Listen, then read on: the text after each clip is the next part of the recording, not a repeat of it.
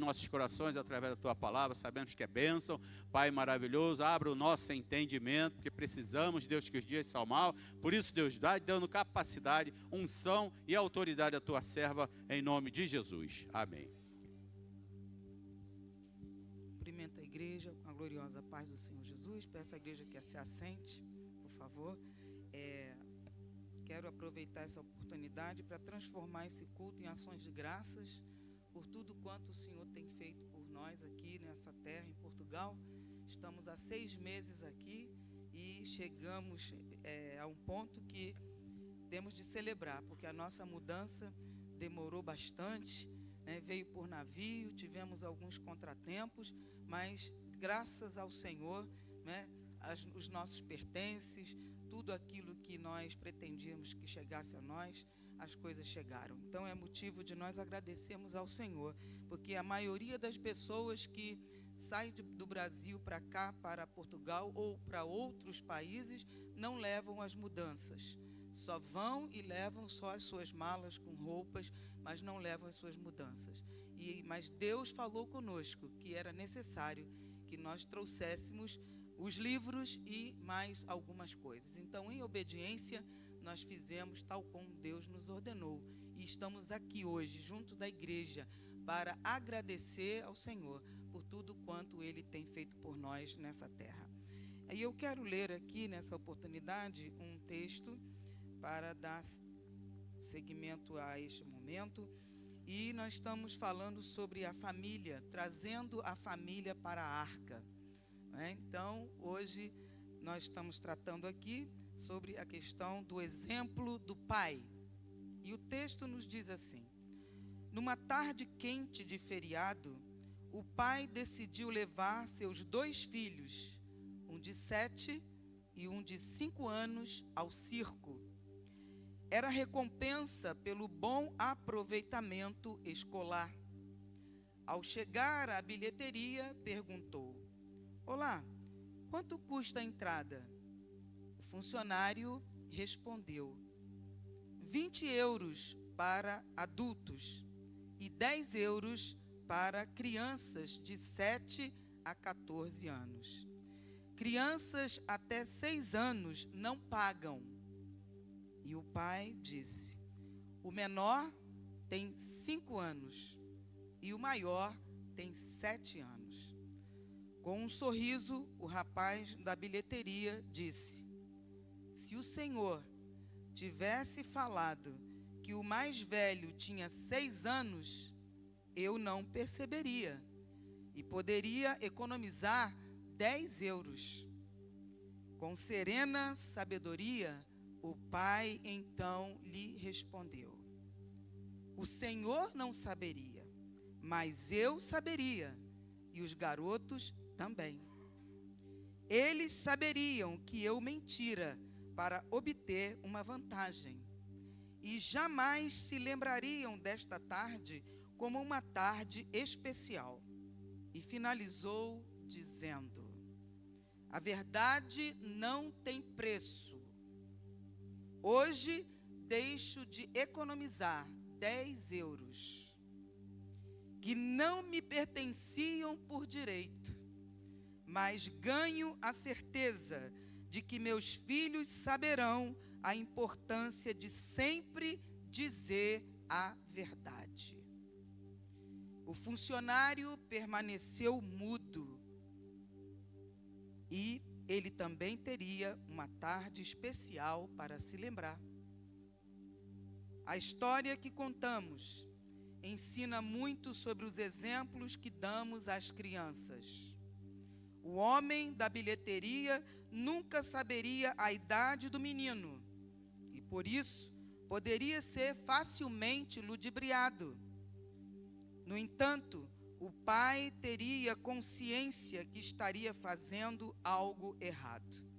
E pior ainda, os filhos saberiam que o pai mentira e enganara uma pessoa.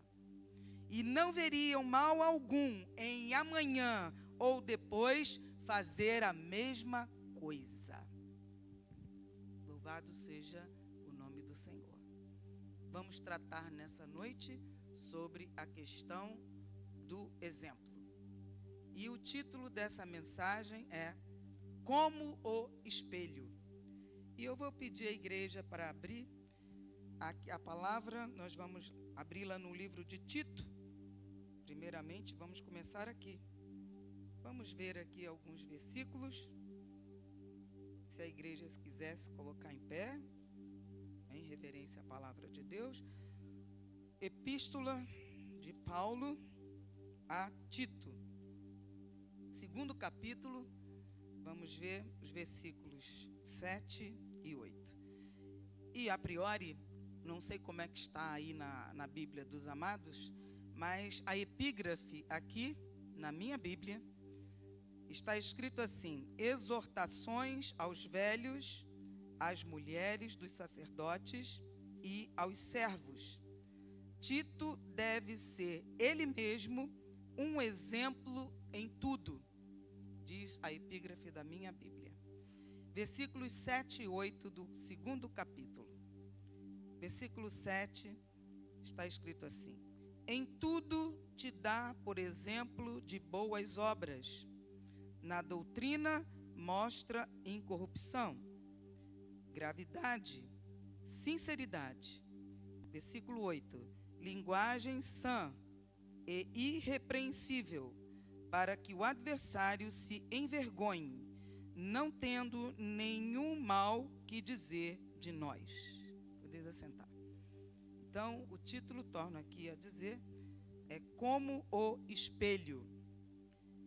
Nesse versículo 7, que Paulo destaca aqui para Tito, ele diz, em tudo, como se Paulo estivesse dizendo, olha Tito, em tudo te dá, por exemplo, ser exemplo de boas obras. Na doutrina mostra incorrupção, aqui seria integridade, não é? Em tudo que diz respeito às coisas do Senhor, mostra integridade.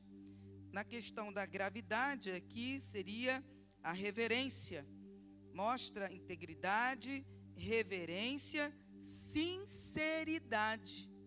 Sinceridade, né, diz que vem da palavra sincera, né, vem da questão de, já nos antigos, diziam que para restaurar os vasos que eram quebrados, eles colocavam, né, os antigos passavam uma espécie de uma cera, né, derretia uma parafina, colocava naquele local onde estava partido o vaso e depois pintava para enganar, para vender aqueles objetos que estavam com alguma depreciação, mas para as pessoas não perceberem. Isso era a questão de um engano. Então, a palavra sinceridade remete-nos a uma pessoa que não tem cera, ela é transparente, não é? Então, Paulo aqui escreve a Tito, dizendo para ele ser exemplo em todos os aspectos, nas obras, nas atividades, nas ações, não é?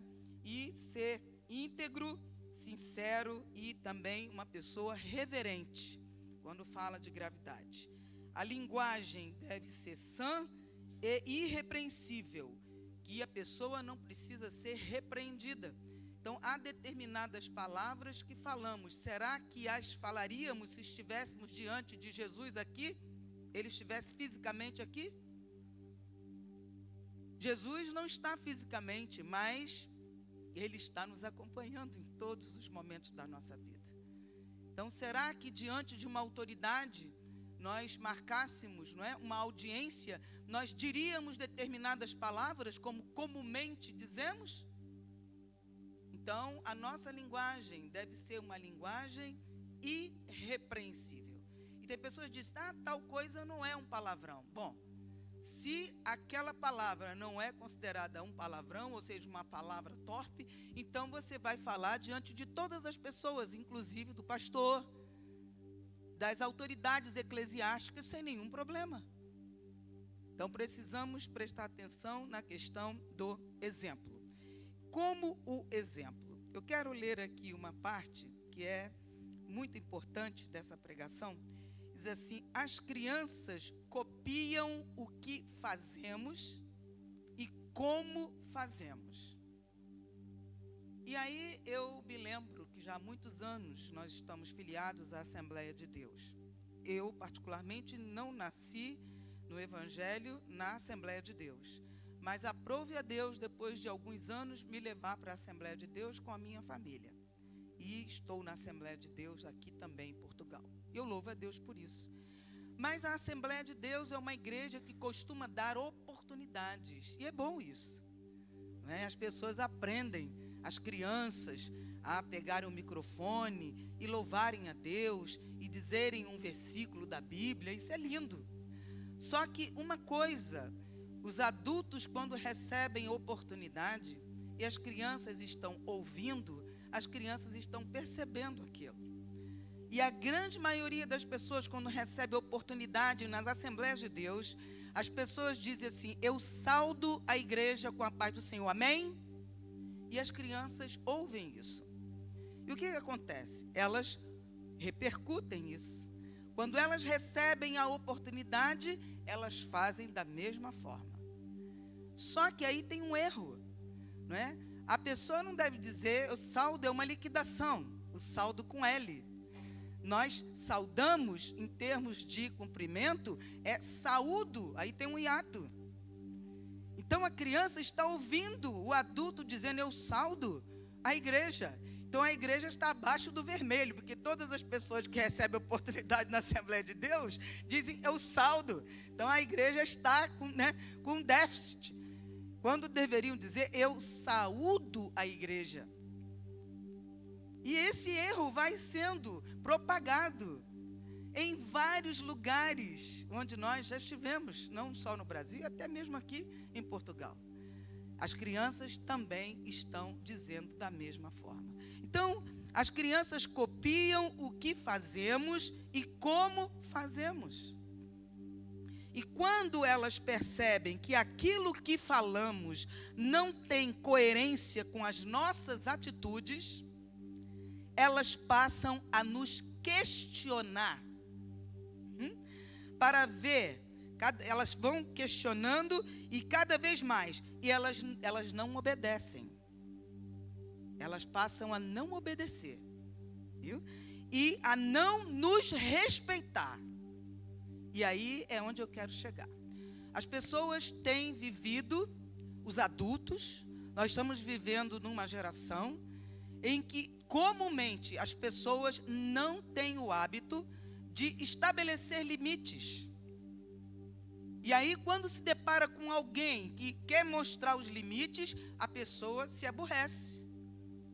Mas em tudo na vida nós precisamos entender que há necessidade de colocarmos os limites. Limites são balizas, limites são raias, são marcos que até mesmo para a pessoa aprender a dirigir, ela passa por processos de exercícios de baliza, para saber colocar o veículo naquele espaço que está limitado. Quando uma pessoa pratica natação, é um concurso de natação, não é uma competição, existem as raias que são ali colocadas naquela piscina, que é para uma pessoa, um nadador, não transpor para outra raia, não atrapalhar o outro concorrente. Então, nós temos de saber também trabalhar com os nossos filhos, mostrando-os os limites. E eu gosto de estabelecer limites. E eu não aceito, porque eu respeito as pessoas. E eu quero também ser respeitada, sempre. E aí tem um outro detalhe.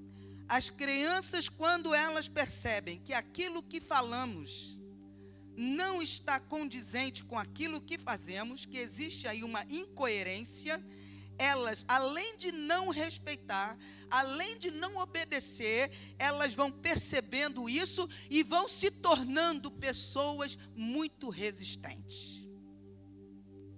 E vão sofrer, viu? Vão sofrer, porque o mundo não dá, desculpa. O mundo é cruel. Lá fora é tudo muito cruel. E nós não estamos criando filhos para ficarem numa redoma. Nós criamos filhos para eles saberem se conduzir lá fora. sendo cidadãos do céu e cidadãos da terra. Nós criamos os nossos filhos para que eles possam ter dupla cidadania. Uma cidadania da terra e a cidadania do céu. Educamos, damos todos os ensinamentos, mas estabelecendo limites e sendo verdadeiros com os nossos filhos. E aí eu quero chegar aqui sobre a questão do espelho. Quero falar essa noite sobre o espelho. Como o espelho.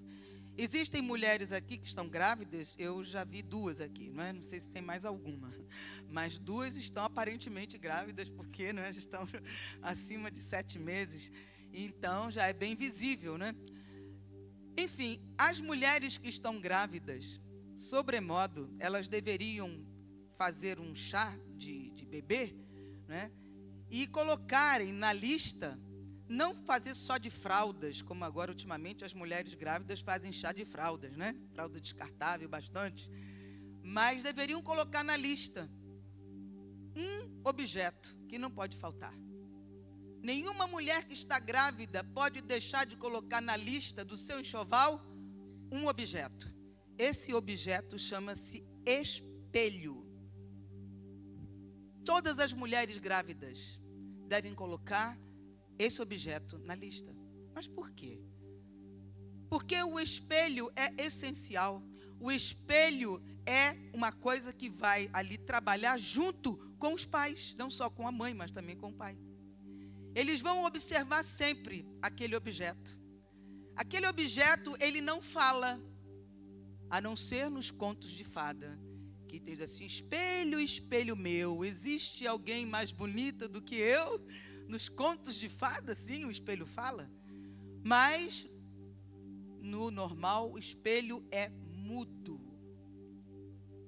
Estão me acompanhando o raciocínio? O espelho é mudo, mas ele tem uma funcionalidade. Apesar de ele ser mudo, ele mostra.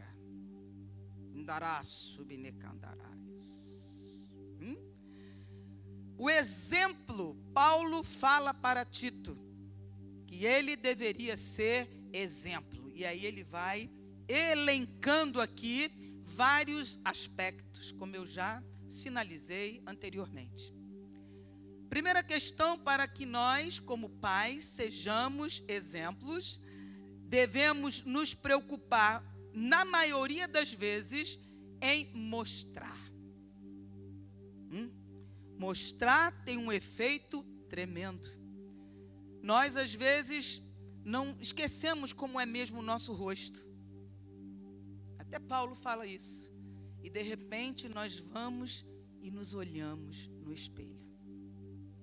Mas essa imagem que nós vemos no espelho não é verdadeiramente a imagem que o Senhor quer, né, mostrar lá na frente. Mas nós podemos ver, né? A gente, sozinha assim, eu não posso ver. Então, o espelho vai mostrar como eu estou. E aí, a pessoa que vai ser mãe, vai ser, né, o pai também, tem de observar esse objeto. Nunca se esqueça, vocês que são aí, tem a jovem aqui que vai ser a mamãe futura, a mamãe é a primeira viagem dela, mamãe de primeira viagem, a outra já é o segundo, mas nunca se esqueça disso.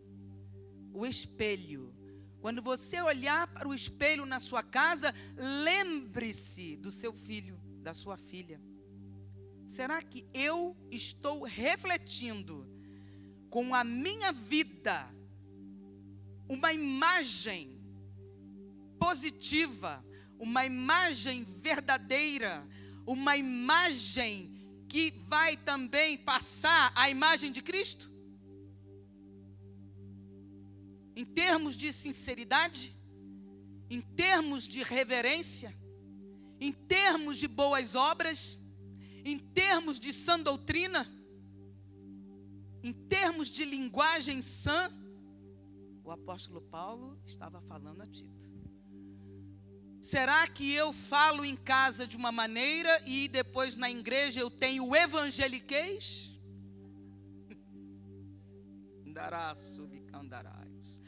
Eu trabalhei muitos anos com uma senhora que conversando com ela no início eu até me deixei levar. Ela era uma autêntica evangélica. No falar era igualzinho. Cumprimentava com a paz do Senhor. Falava misericórdia. Ah, Jesus, em nome de Jesus eu vou conseguir. Senhor, então chegou um dia eu perguntei: ô fulana, você é de que igreja? E ela disse: bom, eu não tenho o costume de frequentar assim uma igreja, mas quando eu vou, eu gosto de ir na igreja tal, que não era uma igreja evangélica. Ah, meu Deus, eu fiquei de boca aberta. Mas o linguajar dela ali, naquele contexto, era um linguajar próprio de pessoas cristãs evangélicas. Então, muitas pessoas têm esse negócio, têm essa facilidade, né, de adaptar a fala, né, de acordo com o contexto. Mas aquele que é do Senhor, ele tem uma só maneira de falar. A boca fala daquilo que está cheio o coração. Nós vamos falar de acordo com os oráculos de Deus.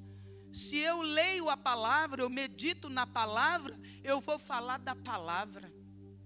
Eu não tenho um outro assunto, eu vou conversar sobre alguns aspectos, algumas coisas, mas eu vou falar, mesmo que não tão diretamente, mas eu vou falar da palavra. Pode saber.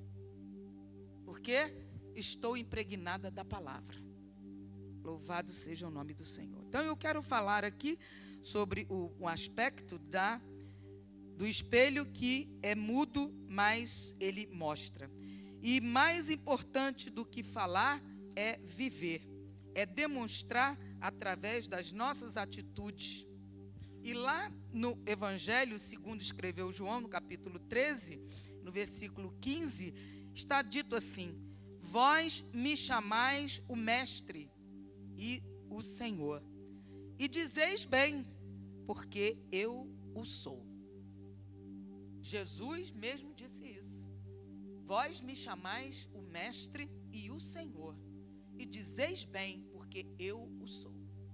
E as pessoas reconheciam que Jesus era o Mestre e o Senhor, porque tudo aquilo que ele falava, ele tinha autoridade, porque ele vivia aquilo que ele falava. Vós dizeis bem, porque eu sou mestre e sou o Senhor. Aleluia. E aí eu quero falar então de outra faceta do espelho. Eu disse que o espelho é mudo, mas o espelho mostra. É isso. O pai e a mãe têm que sempre lembrar disso. Pode até não falar nada, mas mostre a imagem boa, a imagem do Senhor, que nós estamos aqui para representar o Senhor. Para nós ganharmos a nossa família e termos a nossa família na arca, precisamos ser espelhos vivos. Aleluia. O primeiro aspecto é, ainda que mudos, mostremos uma imagem transparente para os nossos. O segundo aspecto do espelho: o espelho deve ser limpo. Um espelho sujo, um espelho quando nós tomamos banho muito quente, aquela fumaça, o vapor, tapa o espelho. Quando nós saímos do banho e de repente nem adianta, né, nos colocarmos diante do espelho, porque não vamos ver nada. O espelho está embaçado, está ali coberto. Então, um espelho que está embaçado ou sujo, a imagem não vai aparecer. E aí, eu quero trazer aqui uma relação, as cobranças dessa vida, as agitações e as influências externas tornam o espelho nosso embaçado. Tanta confusão às vezes que acontece durante o dia, e a pessoa diz: meu Deus, hoje eu tive de matar mais de 2 leões. São tantas agitações, tanta coisa que acontece às vezes durante o dia, que parece que o nosso espelho vai ficando meio embaçado. E aí nós temos de atentar para isso, porque precisamos estar com o nosso espelho sempre limpo, e a palavra do Senhor é quem nos limpa por inteiro. No Evangelho segundo escreveu João, no capítulo 15, versículo 3, já está dito: vós já estáis limpos pela palavra que vos tenho falado. Então, se porventura o dia for muito difícil, com muitas agitações, com muitas preocupações, com muitas adversidades, essas coisas todas vão tentando nos embaçar, nós precisamos pegar a água viva, para nos limpar e tornar-nos mais alvos do que a neve. Falei do espelho que ele é mudo, mas mostra. Falei do espelho que precisa ser sempre limpo, porque embaçado, sujo, não vai mostrar a imagem da forma como deve ser. A outra faceta do espelho, o espelho deve ser plano. Um espelho convexo, o espelho com curvas, ele não mostra com clareza. O espelho, para mostrar na realidade a autenticidade, ele deve ser reto, plano. Não pode ter curvas. E aí o que eu quero dizer, que a face do espelho, quando tem curva, altera a imagem refletida. E aí, o que vai dar para nós? A superfície plana, reta do espelho é para nós a retidão. E a retidão deve estar sempre com os pais. E eu me lembro uma vez, tinha uma jovem senhora que fazia secretária na minha casa, ajudava lá. E aí um dia, sem falar comigo, ela deu o número do meu telefone para uma pessoa. E eu não gosto disso. Pegar o número meu e passar para outrem sem falar comigo, que é isso? Na minha casa, tocou o telefone, a minha filha estava andando na sala. E ela estava lá na cozinha fazendo algo. E aí a minha filha atendeu o telefone. Aí ela depois me chamou, a minha filha, disse: mãe, aqui o telefone está falando que é para fulana. Aí eu disse: para fulana? É. Aí eu fui e disse: você deu o telefone nosso aqui de casa? Ela: eu esqueci de falar com a senhora. E aí então, ela disse: diz lá, fala para a Alessandra dizer que eu não estou. Bom, tem coisas que eu não preciso nem falar, porque o meu rosto já diz, não é? Se é para brincar, vamos brincar. Se é para falar sério, vamos falar sério. Eu disse: o quê? Para dizer para a minha filha que vai dizer que você não está? Nunca mais você diga isso. Nunca mais. Viu? Você está induzindo a minha filha a mentir? Se eu aqui estou lutando, nunca disse isso. E agora vem uma pessoa aqui de fora da minha casa, vai dizer para minha filha: se você não vai fazer isso mais. Então, falei: diga que ela não está podendo atender, porque ela está trabalhando agora. E aí a minha filha diz: ela está fazendo um serviço. Não era mentira, ela estava mesmo. E aí desligou o telefone. Eu disse a ela: você não pode dar o número do telefone da minha casa sem me participar. E outra, dizer para minha filha mentir, de jeito algum mais. Limites. A imagem do espelho tem que transmitir, não é, retidão. O espelho não pode ser com curvaturas, o espelho tem de ser plano. Se tiver curvaturas, a imagem vai sair distorcida. Lembre-se disso, você que é pai, você que é mãe. Agora eu quero falar de outro aspecto do espelho. Já falei que o espelho é mudo, mas ele mostra. E o espelho embaçado não mostra a imagem. Ele tem de estar limpo. O espelho não pode ter curvaturas, ele tem de ser plano. E o espelho tem de ser sempre iluminado. Se você de noite entrar no seu banheiro, aqui em Portugal é diferente do Brasil, porque no Brasil a tomada para acender a luz é dentro do banheiro. Aqui é do lado de fora. E a minha filha já pensou, se você tiver um irmão mau, você entra no banheiro, né? E aí o irmão apaga a luz, você fica lá dentro sem luz, porque a luz é do lado de fora. Pronto, mas é verdade mesmo, não é? Mas você entra no banheiro, esquece de acender a luz lá fora, fechou a porta, você vai olhar lá no espelho, você vai ver a imagem nítida? Com a luz apagada, no escuro, você não vê. Você pai, você mãe, lembre-se, você tem de estar sempre transmitindo, não é? O seu espelho tem que estar sempre iluminado. E o que nos ilumina, aleluia, é a palavra de Deus. Lâmpada para os meus pés é a tua palavra, e luz para o meu caminho. O pai e a mãe que nem abrem a Bíblia, olha, não tem o espelho iluminado, não tem espelho limpo, porque é a palavra que lava, é a palavra que ilumina, então vai ser problema. Nós precisamos ser como o espelho, o exemplo que precisamos dar aos nossos filhos. E outra coisa, uma outra qualidade aqui do espelho: o espelho deve ser resguardado por dentro.